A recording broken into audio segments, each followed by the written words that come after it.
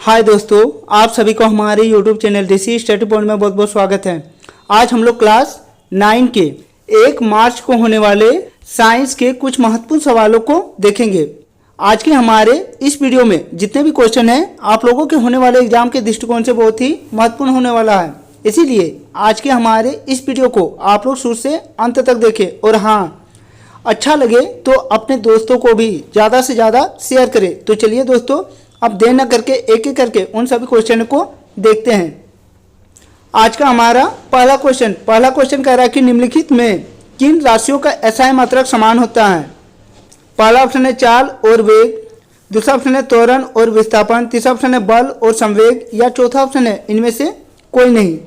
तो इनमें से जो चाल और वेग होती हैं उसका एसआई मात्रक समान होता है, इसीलिए इसका सही जवाब है ऑप्शन नंबर ए। हमारा अगला क्वेश्चन नंबर 2। क्वेश्चन नंबर 2 कह रहा है कि निश्चित दिशा में वस्तु द्वारा तय की गई दूरी है। पहला ऑप्शन है चाल, दूसरा वेग, तीसरा विस्थापन, या चौथा त्वरण। तो निश्चित दिशा में वस्तु द्वारा तय की गई दूरी को हम लोग विस्थापन कहते हैं, इसीलिए इसका सही जवाब होगा ऑप्शन नंबर सी, विस्थापन। हमारा अगला क्वेश्चन नंबर 3 कह रहा है कि वेग का एसआई मात्रक होती है। पहला ऑप्शन है मीटर प्रति सेकंड स्क्वायर, दूसरा ऑप्शन है किलोमीटर प्रति हावर, तीसरा ऑप्शन है किलोमीटर प्रति सेकंड, या चौथा ऑप्शन है मीटर प्रति सेकंड। तो वेग का एसआई मात्रक मीटर प्रति सेकंड होती है, इसीलिए इसका सही जवाब है ऑप्शन नंबर डी, मीटर प्रति सेकंड।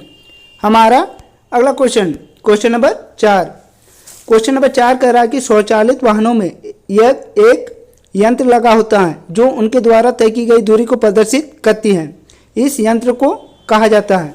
पहला ऑप्शन है ओडोमीटर, दूसरा स्पीडोमीटर, तीसरा थर्मामीटर, या चौथा इनमें से कोई नहीं।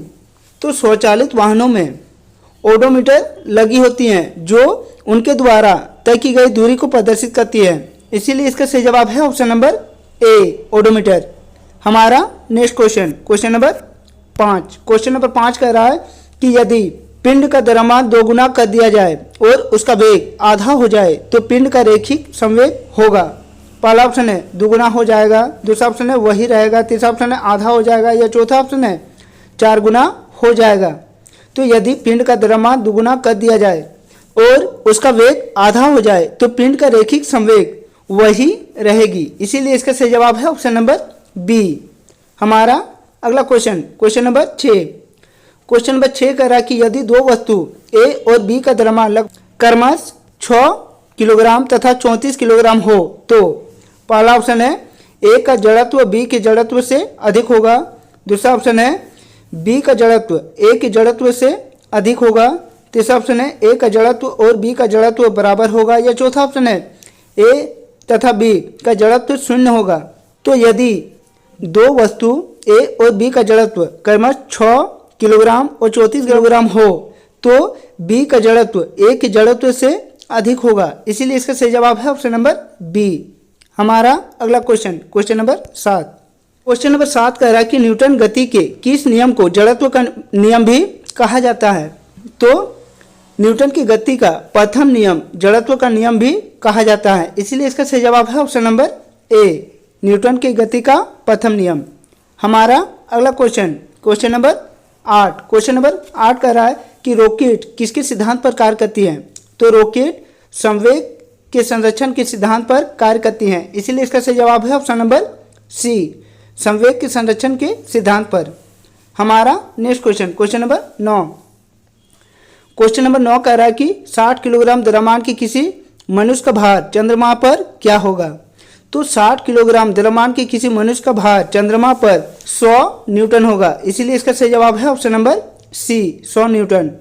हमारा अगला क्वेश्चन नंबर 10 कह रहा है कि यदि दो वस्तुओं के बीच की दूरी को आधा कर दिया जाए तो उनके बीच का गुरुत्वाकर्षण बल किस प्रकार बदलेगा।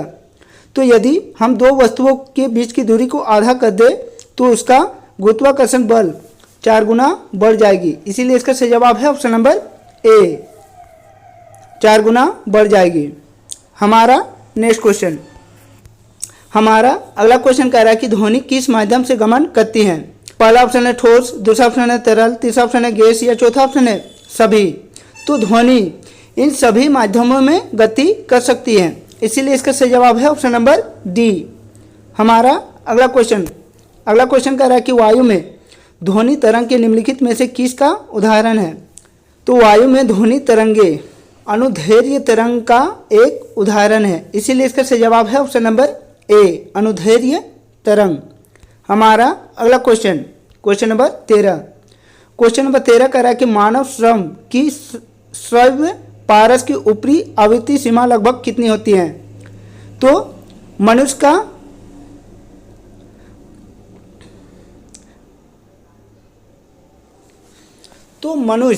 20 हर्ट्ज से 20,000 हर्ट्ज या 20 किलो हर्ट्ज तक सुन सकता है, तो उसकी ऊपरी सीमा 20 किलो हर्ट्ज होगी, इसीलिए इसका सही जवाब है option number A, 20 kilo hertz.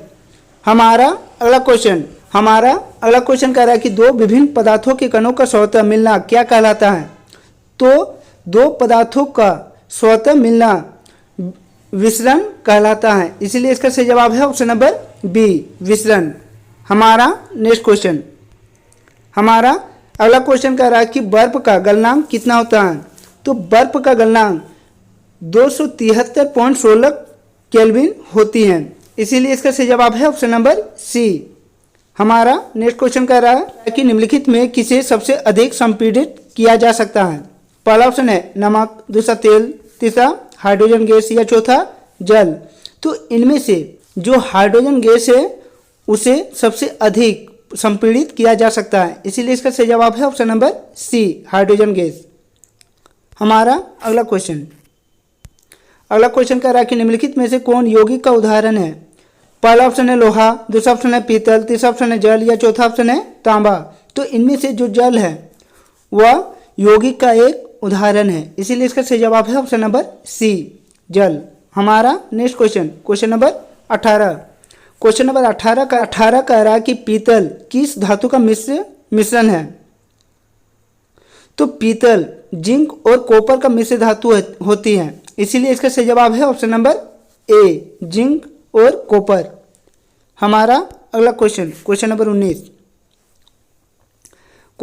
19 कह रहा है कि निम्नलिखित में कौन रासायनिक परिवर्तन का उदाहरण है। तो इनमें से जो भोजन का पाचन है वह एक रासायनिक परिवर्तन का एक उदाहरण है, इसीलिए इसका सही जवाब होगा ऑप्शन नंबर बी, भोजन का पाचन।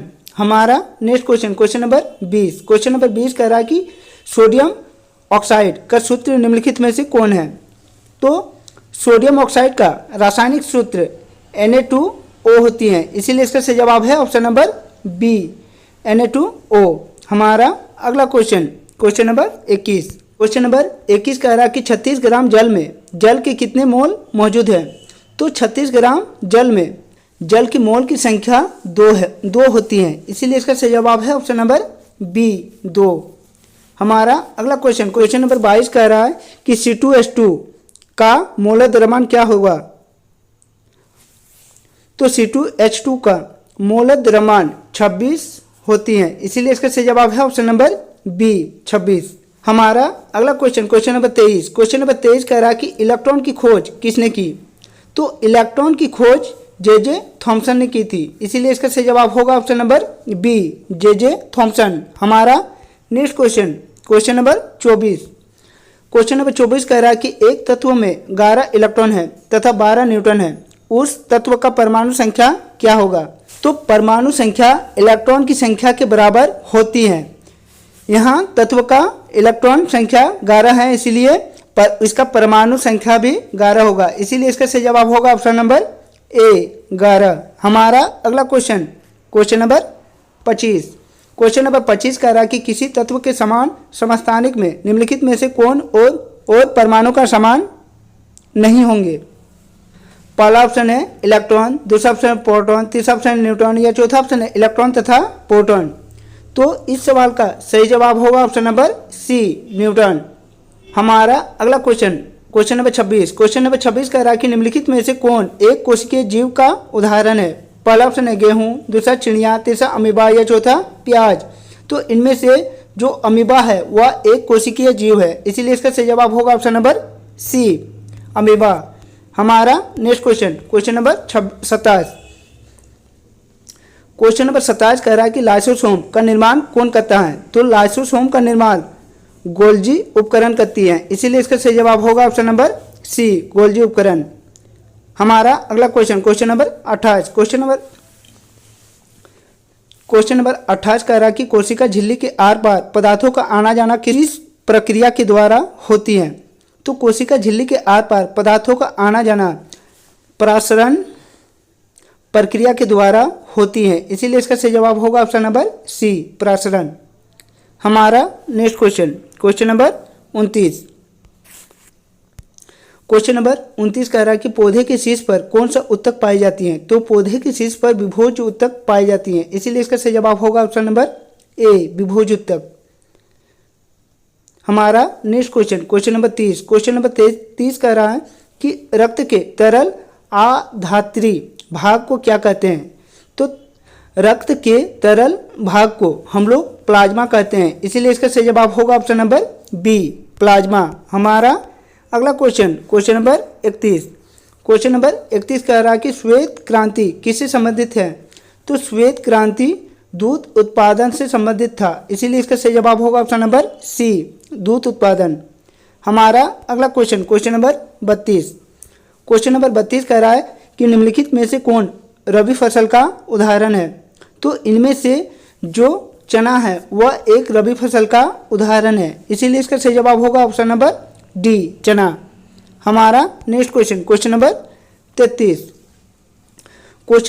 कह रहा है कि जीवों के वर्गीकरण का सर्वाधिक मूलभूत लक्षण क्या होता है। तो जीवों के वर्गीकरण का सर्वाधिक मूलभूत लक्षण उसका कोशिका संरचना होती है, इसीलिए इसका सही जवाब है ऑप्शन नंबर सी, उसका कोशिका संरचना। हमारा अगला क्वेश्चन नंबर 35 कह रहा है कि वेल निम्नलिखित में से किस वर्ग से संबंधित है।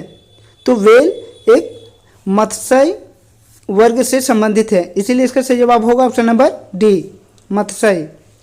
हमारा नेक्स्ट क्वेश्चन नंबर 36 कह रहा है कि वैश्विक उष्णन के लिए कौन सा गैस उत्तरदायी होती है। तो वैश्विक उष्णन के लिए कार्बन डाइऑक्साइड गैस उत्तरदायी होती है, इसीलिए इसका सही जवाब होगा option number A, carbon dioxide. हमारा नेक्स्ट क्वेश्चन नंबर 37 कह रहा है कि जल प्रदूषण से निम्नलिखित में से कौन सा प्रभाव नहीं होगा। तो इनमें से जो फेफड़े संबंधित रोग हैं वह जल प्रदूषण से प्रभावित नहीं होगी, इसीलिए इसका सही जवाब होगा ऑप्शन नंबर डी, फेफड़े संबंधित रोग या वायु से फैलने वाली रोग होगी। हमारा अगला क्वेश्चन नंबर 38 कह रहा है कि निम्नलिखित में से कौन असंक्रमण रोग है। तो इनमें से जो रतौंधी है वह असंक्रमण रोग का उदाहरण है, इसीलिए इसका सही जवाब होगा ऑप्शन नंबर बी, रतौंधी। हमारा अगला क्वेश्चन नंबर 39 कह रहा है कि निम्नलिखित में से कौन दीर्घकालीन रोग का उदाहरण है। पहला ऑप्शन है खांसी जुकाम, दूसरा हैजा, तीसरा टीबी या चौथा मधुमेह। तो जो टीबी रोग है वह दीर्घकालीन रोग का एक उदाहरण है, इसीलिए इसका सही जवाब होगा ऑप्शन नंबर सी, टीबी। हमारा नेक्स्ट क्वेश्चन और हमारे इस सेट का आखिरी क्वेश्चन नंबर 40 कह रहा है कि जीवाणु निम्नलिखित में से कौन वर्ग में आते हैं। पहला ऑप्शन है प्रोटिस्टा, दूसरा ऑप्शन है मोनेरा, तीसरा ऑप्शन है प्लांटी या चौथा ऑप्शन है फंजाई। तो जीवाणु मोनेरा वर्ग से संबंधित रखती हैं, इसीलिए इसका सही जवाब होगा ऑप्शन नंबर बी, मोनेरा। तो दोस्तों यदि आप लोगों को आज का हमारा ये वीडियो अच्छा लगा हो तो अपने दोस्तों को भी ज़्यादा से ज़्यादा शेयर करें, और हाँ, हमारे इस चैनल में नए आए हैं तो हमारे इस चैनल को सब्सक्राइब कर ले और बेल आइकन को दबा ले। तो चलिए दोस्तों और एक नए वीडियो के साथ फिर मिलते हैं, तब तक के लिए बाय।